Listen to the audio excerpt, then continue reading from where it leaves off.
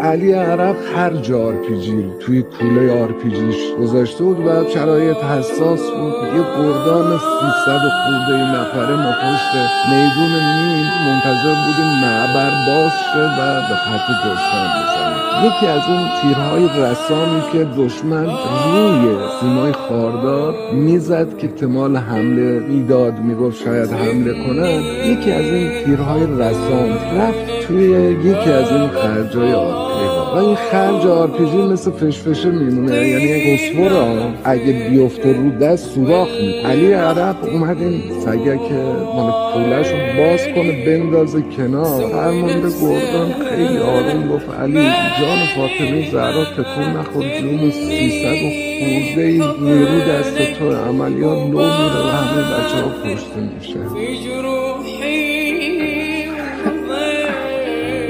علی عرب هم مثلا تو اون موری که چیز بود فقط چپیهش رو کرد به آن شعله‌های زیاد میشد. معبر باز شد، ما رفتیم زدیم به خط دشمن. ما داشتیم برمیگشتیم میتونستیم از یه جای دیگه بریم و بچه ها گفتن مثلا بیان از میدون میرفتیم. حقیقتا میخواستم بگم علی عرب دریغ از یک سر سوزن 1 سانت